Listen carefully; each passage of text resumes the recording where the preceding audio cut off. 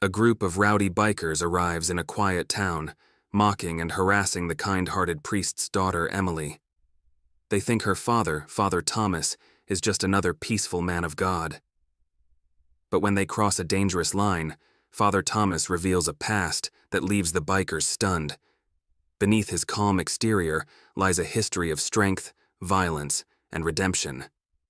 The truth about his secret past shocks everyone, reminding them that even the holiest men carry untold stories. The town of Stillwater was a quiet place, where the days felt timeless, and the nights were hushed under a blanket of stars. Life here moved slowly, and the residents liked it that way. It was the kind of town where everyone knew each other's names, where doors were left unlocked, and where the church bell chimed faithfully every Sunday. But on one fateful afternoon, that peace was shattered. The sound came first, a low rumble in the distance like an approaching storm. At first, people ignored it, mistaking it for an incoming truck or distant thunder. But as the noise grew louder, it became impossible to ignore. The ground trembled, windows vibrated, and necks craned in curiosity and unease. A fleet of roaring motorcycles tore into town like an invading army. The bikers, 8 of them, were a sight that Stillwater wasn't ready for.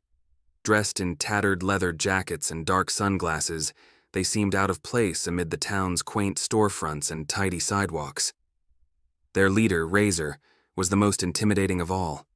He was a tall, broad-shouldered man with a scar running down his cheek, his eyes as cold and unrelenting as steel. Razor's gang dismounted in front of the diner, the sound of their boots hitting the ground echoing ominously. Inside the diner, the townsfolk froze. A waitress dropped a coffee pot, and it shattered on the tile floor. Nobody said a word as Razor strode through the door, followed closely by the others. Conversations halted, forks clinked against plates, and all eyes fell on the gang. Razor grinned. He enjoyed the silence. He liked seeing people squirm. "Looks like we found ourselves a nice little vacation spot," he said, his voice dripping with mockery. Emily, the priest's daughter, was sitting alone at a corner booth scribbling in a notebook. She tried not to look up, hoping to escape their attention. She wasn't so lucky. Razor's eyes locked onto her almost immediately, his grin widening. He nudged one of his men and gestured in her direction. "Look at that, a little angel in a den of sinners," Razor sneered. The gang chuckled cruelly, and Emily's face flushed. She kept her gaze down, her heart pounding in her chest. Emily knew who these men were. Everyone did.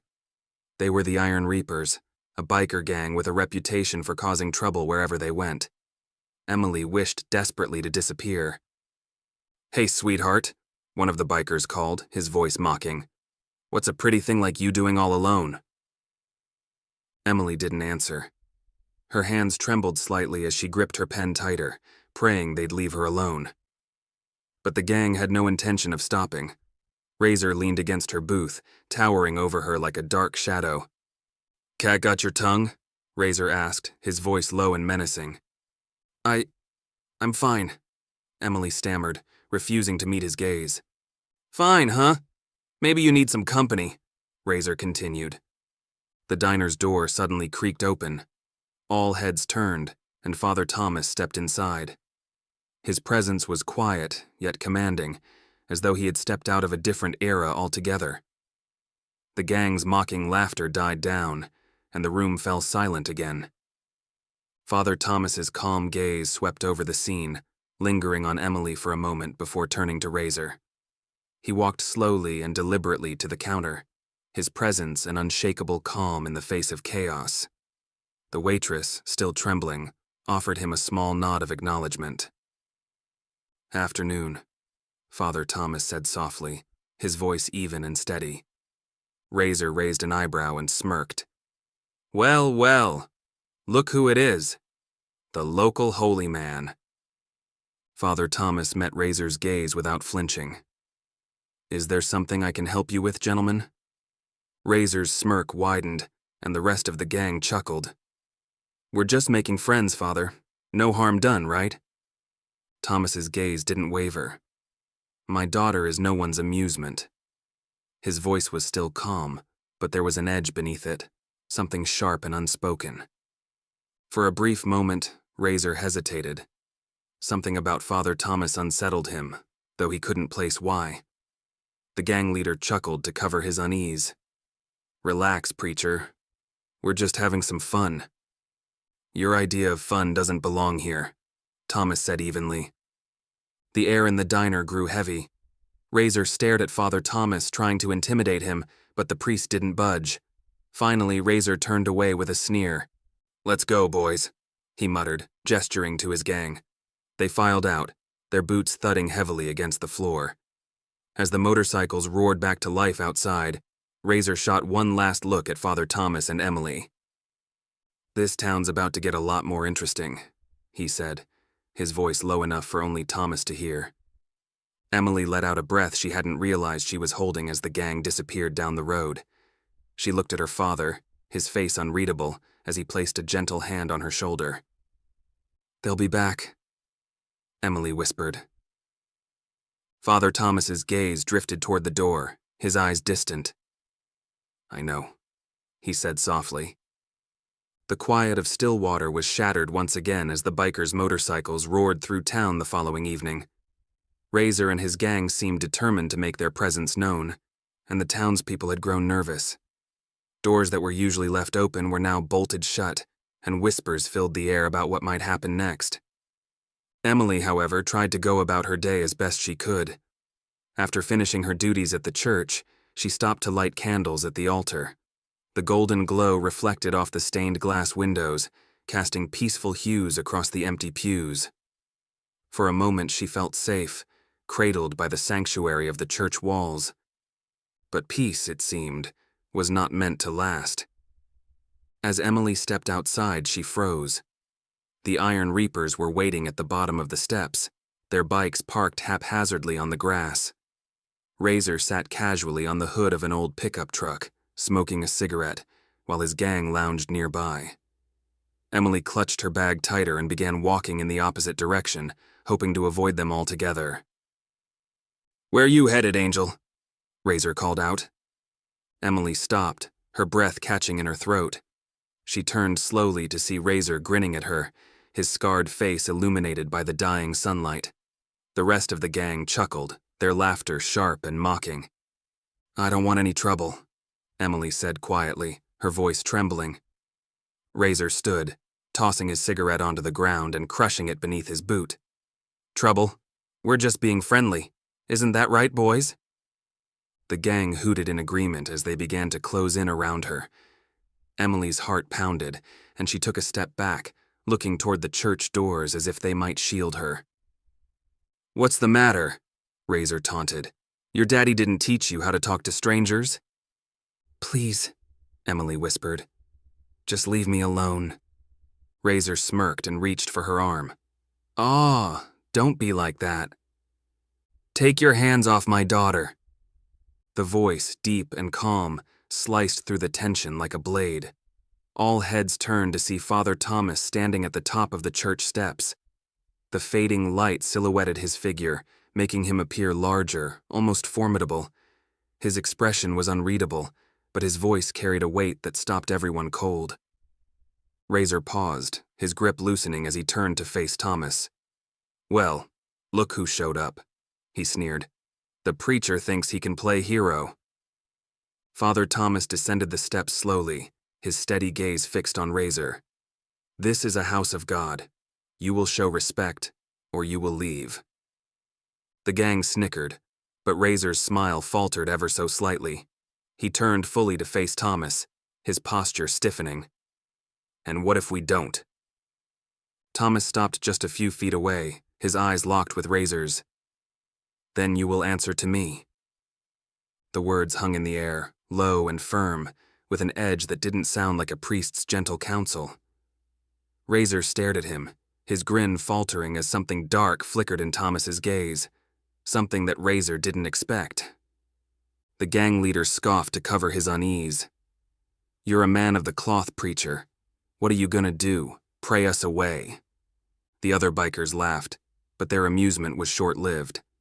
Thomas stepped closer, his calm gaze never wavering. "You think that because I wear this collar I am weak," he said evenly. "Do not mistake my kindness for cowardice." The church bell suddenly tolled behind him, the sound deep and reverberating. The gang fell silent as the echo seemed to vibrate through the ground. Razor's jaw tightened. Something about Thomas unnerved him in a way he couldn't explain. "Let's go," Razor muttered, turning back toward his bike. "We're done here." The gang exchanged confused glances but didn't question him. One by one, they climbed onto their motorcycles, and the engines roared to life. Razor shot one final glare at Thomas before spitting on the ground. "We'll be seeing you, preacher," he said, his voice low and menacing. The Iron Reapers tore out of the churchyard, their bikes leaving deep scars in the grass. Emily exhaled a shaky breath as she turned to look at her father. Father Thomas stood silently, watching the bikers disappear down the road. For a long moment, neither of them spoke. "Dad," Emily began softly. "How did you—" "They'll be back," Thomas interrupted, his voice steady but grim. He turned to Emily and placed a hand on her shoulder. "But next time, they'll find what they're looking for." Emily frowned, confused by his words. "What do you mean?" Thomas didn't answer. Instead, he turned back toward the church, his silhouette framed by the setting sun. The town of Stillwater had always been a quiet place, but now whispers moved through it like an invisible current. What happened at the church hadn't gone unnoticed. Folks who'd been at the diner or near the churchyard couldn't help but talk about the way Father Thomas had stood his ground against the bikers. It was something about his voice, the unshakable calm of his posture, something that sent a chill up their spines. And now, the rumors began. "Did you see the way he looked at Razor? I swear he stared that man down like he'd seen war. I heard he used to be in the military, maybe even special forces.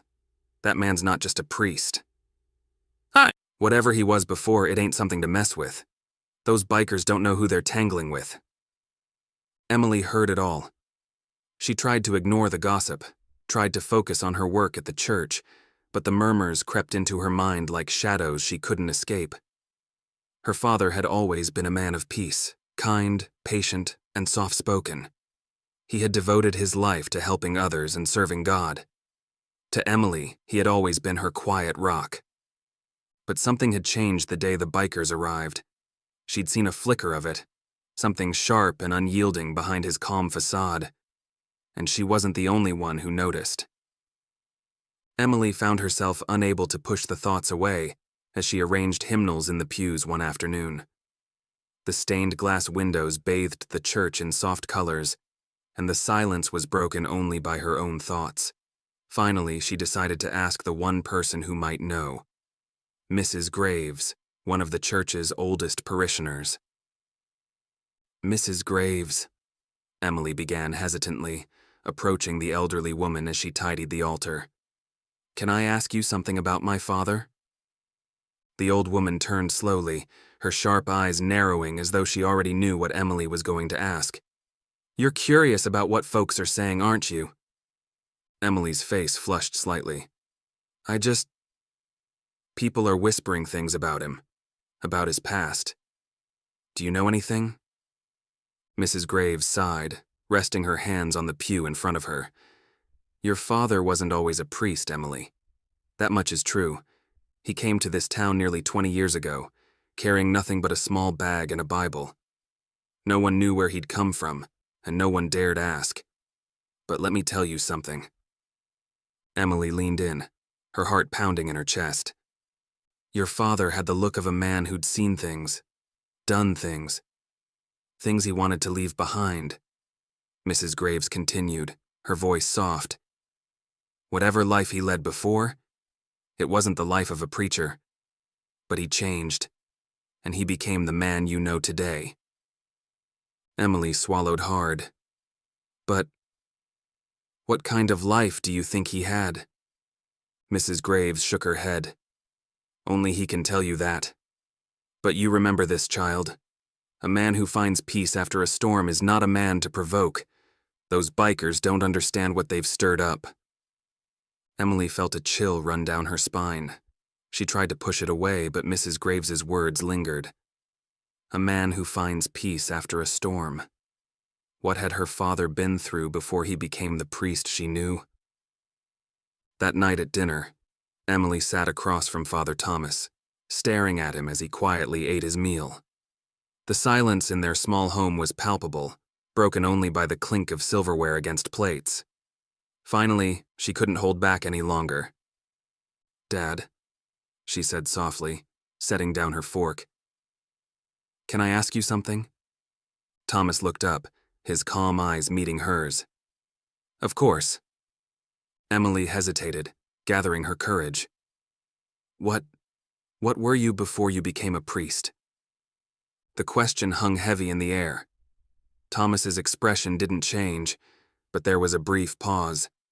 So brief Emily might have missed it if she weren't watching so closely. He set his fork down carefully and folded his hands. "That was a long time ago, Emily," he said finally, his voice steady but distant. "A life I put behind me." "But why? What happened?" Thomas's gaze softened, and for a moment he looked almost sad. "Sometimes people do things they're not proud of, and they seek redemption. That's what matters now. The past is gone." Emily frowned, her curiosity gnawing at her. "Does this have anything to do with the bikers?" Thomas's jaw tightened ever so slightly. "Those men don't know what they're playing with, and I pray they realize that before it's too late." Emily didn't know what to say. She'd never seen her father like this. So guarded. So different. She wanted to press him further, but something in his tone warned her not to. That night, Emily lay awake in her bed, staring at the ceiling. The faint hum of crickets outside filled the silence, but her mind refused to settle. Whispers of her father's past circled through her thoughts, growing louder with every passing hour. And deep down, she knew one thing. The bikers weren't done. But neither was her father. Stillwater woke to find its heart bruised. The church, the very symbol of peace in the small town, had been desecrated. The stained glass windows, once vibrant with images of saints and angels, were shattered, their colorful shards scattered across the ground like fallen stars. Spray-painted messages in crude lettering defiled the walls. "Where's your God now?" and "Cowards pray, men fight." Emily was the first to discover it. She froze at the sight, the quiet morning air filled with nothing but the crunch of glass beneath her feet. Her throat tightened as tears stung her eyes. The church had always been her sanctuary, her second home. Seeing it violated so cruelly made her heart ache. "Dad!" she cried, running toward the rectory where Father Thomas lived. "Dad, you have to come!" Thomas appeared at the door within seconds, his face calm but his eyes sharp as he took in her panic. "What's wrong?" "Come. The church. You need to see." Father Thomas followed her, and when they reached the churchyard, Emily watched his expression closely. For a long moment, he said nothing, standing in the midst of the destruction. His shoulders were stiff, and his jaw tightened as his gaze swept over the damage. Emily saw something flicker in his eyes, a flash of anger buried so deep that it looked foreign on her father's face. "It was them, wasn't it?" Emily whispered, though she already knew the answer. Thomas didn't respond immediately. He bent down, picking up a piece of broken, stained glass between his fingers, the image of a saint's face still faintly visible. Slowly, he closed his hand around it, his knuckles white. "Yes," he said finally, his voice low and firm. "It was them." By mid-morning, word had spread through the town. Townsfolk gathered near the church, whispering and shaking their heads, their faces etched with concern and anger. Sheriff Galloway arrived, his expression grim as he took notes and promised to look into it, though no one believed the bikers would face justice anytime soon. The gang had a way of slipping through the cracks of the law, and everyone knew it. The Iron Reapers, of course, were nowhere to be found. It was as though they'd vanished into the morning mist, but everyone knew they'd be back. Emily couldn't shake the uneasy feeling gnawing at her. She watched her father closely throughout the day as he worked to clean the church, sweeping up glass and scrubbing the hateful words from the walls. He didn't ask for help. He simply moved with quiet determination, his expression unreadable. Finally, Emily couldn't hold back any longer. "Dad, why aren't you angry?" she asked, her voice small. "They destroyed our church. Doesn't that bother you?" Thomas paused mid-sweep, the broom still in his hands. He turned to look at her, his face calm, but his eyes carrying a depth she couldn't quite fathom. "Anger is what they want, Emily," he said quietly. "They want to pull me into their darkness. I won't give them that. But they'll keep doing this. They'll keep hurting people. When does it stop?" Thomas's gaze lingered on her, and for a moment, Emily thought he might say something more. Instead, he turned back to his work, sweeping the glass into neat piles. "There's a time for peace," he said softly, "and a time for everything else." Emily frowned. "What does that mean?" "It means I'm praying they'll stop before they cross a line they can't come back from." Emily's unease only grew. There was something about the way her father spoke. Something ominous, as though he knew exactly what he was capable of if pushed far enough. Late that evening, Emily was helping restore the altar when the low rumble of engines broke through the silence. Her heart skipped a beat. She glanced at her father, who was kneeling in prayer near the front pew. "They're here," she whispered, her voice shaking. Thomas stood slowly, his face unreadable as the sound of motorcycles grew louder. Moments later, the headlights pierced the windows, their beams dancing like ghosts on the church walls. "Stay inside," Thomas said calmly, walking toward the door. "Dad, wait." "Stay here, Emily." Thomas's voice left no room for argument. Emily watched helplessly as he stepped outside, the heavy doors creaking shut behind him. She ran to the window, her hands shaking as she peeked out. The bikers were lined up in the churchyard, their engines growling like beasts. Razor stood at the front, his scarred face illuminated by the headlights. "You didn't get the message, preacher," Razor called, his voice dripping with mockery. "We told you this town doesn't belong to you." Thomas stood alone, his posture calm but unyielding. "This is a house of God," he said firmly. "Your anger has no place here." Razor laughed. "I think we'll decide what belongs here and what doesn't." He gestured to the church. "We're just getting started." Emily's breath caught as Razor pulled a lighter from his pocket, flicking it open with a snap. The small flame danced ominously in the dark. Father Thomas's voice was quiet but sharp. "If you cross that line, there will be consequences." Razor smirked. "Is that a threat, preacher?" Thomas didn't answer. He simply stood there, silent as stone. For a brief moment, the bikers hesitated, unnerved by the calm in his gaze. But Razor, too proud to back down, turned and snuffed the lighter out. "Next time, preacher," he sneered. "Next time we won't be so kind." The gang revved their engines and disappeared into the night, leaving the air thick with exhaust and tension. Emily stumbled back from the window, her heart pounding. She didn't know what frightened her more, the bikers, or the look in her father's eyes as he watched them leave. The morning after the bikers' threat, a thick unease lingered over Stillwater. Though the Iron Reapers had vanished into the night, their presence left deep scars, not just on the church, but on the hearts of the townsfolk. Conversations were hushed and filled with nervous glances, and every distant sound of an engine set people on edge. Emily couldn't stop replaying the events in her mind. She had seen something in her father's eyes last night, a hardness she didn't recognize. It was as if a wall had crumbled, revealing something raw and dangerous beneath. "Will they come back?" she asked softly over breakfast. Father Thomas sipped his coffee, his expression calm. They might. Emily's brow furrowed. What are we going to do? Thomas set his cup down carefully. We pray for them. Pray for them? Emily repeated, her voice rising. They threatened you, Dad. They threatened us. You can't just stand there and do nothing. I'm not doing nothing, Thomas said, his voice firm but quiet. Praying is doing something. Sometimes it's the hardest thing you can do. Emily opened her mouth to argue but stopped. She could see it. Her father had made up his mind.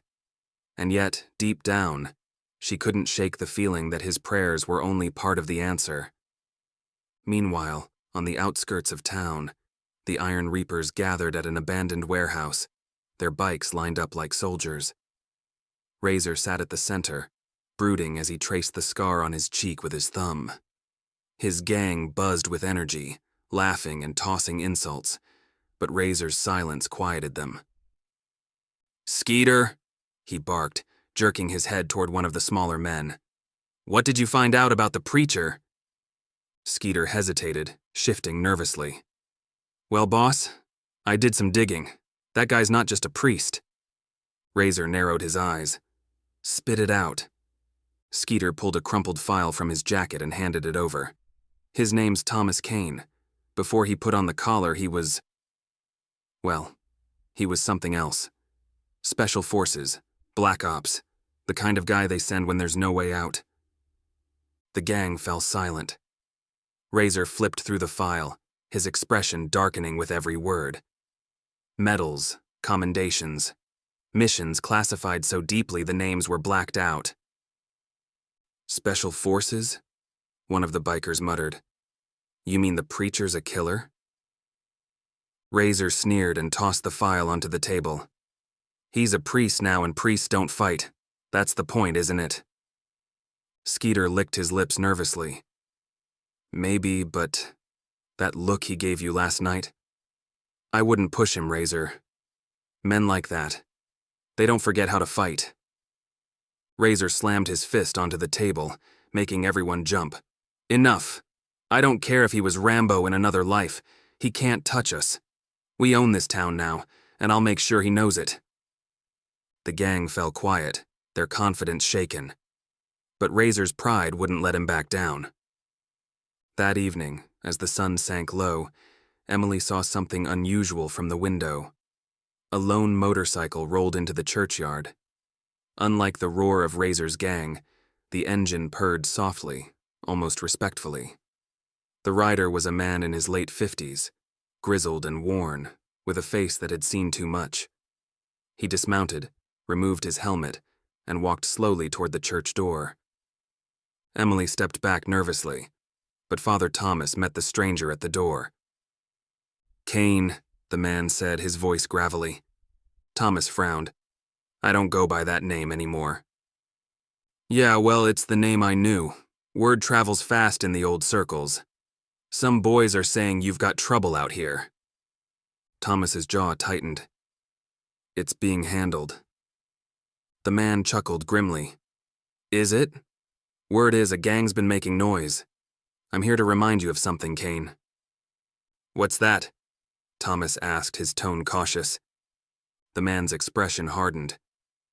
You might have buried who you were, but men like you can't stay buried forever.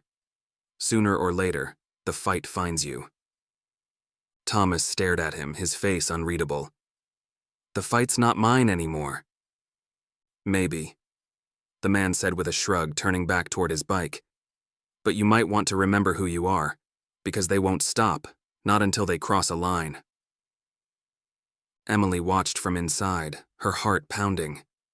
Who was this man? And what did he mean by who you are? After the stranger rode off, Thomas stood in the growing darkness, staring out at the horizon. When he finally came inside, Emily couldn't hold back her questions any longer. Who was that? An old friend, Thomas replied quietly. What did he mean about the fight? Thomas looked at her for a long moment before answering. Nothing you need to worry about, Emily. Go to bed. Emily didn't argue, but as she lay in the darkness of her room that night, her father's words echoed in her mind. Nothing you need to worry about. But Emily did worry. The bikers weren't gone, and whatever line her father hoped they wouldn't cross, it felt closer than ever. The quiet night was shattered by the sound of motorcycles rumbling into Stillwater. Emily, sitting at her desk, froze as the vibrations reached the rectory. Peering out the window, she saw the headlights cutting through the darkness. They were back. "Dad!" she whispered in panic, running to the door. Father Thomas was already there, standing still, his face set like stone. "Stay here, Emily. No matter what you hear, do not come outside." "But Dad..." "Promise me!" Reluctantly, she nodded, her heart pounding. Thomas stepped outside, the heavy door closing behind him. In the churchyard, Razor stood at the head of the gang. "Evening, preacher," he sneered. "We're tired of waiting." "You've crossed the line," Thomas replied, his voice low and firm. Razor smirked. "What are you going to do about it?" Thomas didn't answer. The bikers lunged, but Thomas moved with precision, disarming two men with swift, controlled strikes. Razor staggered back, stunned. "Go home, Razor," Thomas said, "before you regret it." Razor's bravado faltered as he realized the preacher was not a man to push further. The night was silent when Emily finally spoke. "Who are you?" she asked her father, her voice shaking. Thomas didn't answer right away. He looked out at the darkened horizon, his face unreadable. "Before I was a priest, I was a soldier," he said quietly. "Special forces. I did things I'm not proud of." Emily stared at him, stunned.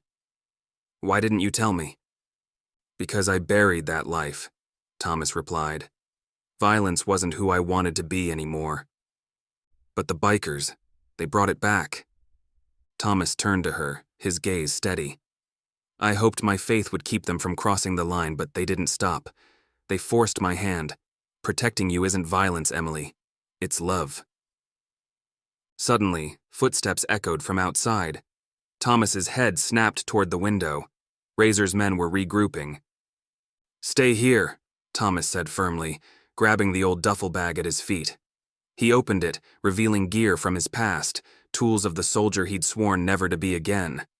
The shed was dark, cold, and damp. Emily sat tied to a chair, her wrists burning from the rough rope. Two bikers guarded her, pacing nervously. "Think the boss knows what he's doing?" one muttered. Outside, a soft noise broke the quiet. A footstep. "Did you hear that?" Before they could react, the door burst open. Father Thomas moved like a shadow, swift and precise. He grabbed the first biker, disarmed him, and knocked him unconscious with a single blow. The second lunged with a knife, but Thomas dodged, striking his arm and sending the weapon clattering to the floor. The biker crumpled against the wall. "Dad?" Emily gasped, tears streaming down her face. Thomas knelt, cutting her free with calm efficiency. "Are you hurt?" Emily shook her head. "How did you—" "We don't have time. Stay close to me." They slipped into the night, Thomas leading her with movements born of years of training. The bikers would come, but Thomas was ready. Razor stood in the churchyard, his face twisted with rage as the remaining bikers surrounded him. "Come out, preacher!" he roared into the darkness. The door creaked open and Father Thomas stepped into the light. His movements were slow, deliberate, his expression unreadable. "It's over, Razor. Leave this town." Razor sneered, pulling a pistol. "You think you scare me?" Thomas didn't flinch. Before Razor could react, Thomas moved. In one fluid motion, he grabbed Razor's wrist, twisted the gun free, and shoved him to the ground. Razor gasped, stunned by the speed and strength. The remaining bikers froze, watching their leader humiliated. Thomas stood tall, his voice firm. "Take him and go. If you come back, There will be no mercy. Razor staggered to his feet, his pride shattered. "Let's go," he growled, his voice bitter. The bikers retreated, engines roaring as they disappeared into the night. Thomas exhaled slowly, the calm returning. Emily emerged from the shadows, tears of relief on her face. "It's over," Thomas whispered. The morning sun bathed Stillwater in quiet peace. The bikers were gone, their threat nothing more than a shadow that faded into the past. Father Thomas knelt at the altar, whispering a prayer of gratitude as the stained glass glowed softly above him. Emily sat nearby, watching her father. "Will they come back?" she asked quietly. Thomas turned to her, his face gentle. "No, and if they do, we'll be ready." Word of what had happened spread through town quickly. Whispers turned into stories of the priest who stood alone against a dangerous gang. Some called him a hero, others looked at him with quiet awe. But Thomas said nothing, continuing his work as always, leading sermons, offering guidance, and helping the townsfolk heal. Emily sat with him that evening, lighting candles. "You're not just a priest, are you?" she asked. Thomas smiled faintly. "I'm a man who chose peace, and I will keep choosing it, until I can't." Together they watched the candles flicker, the church standing strong, unshaken.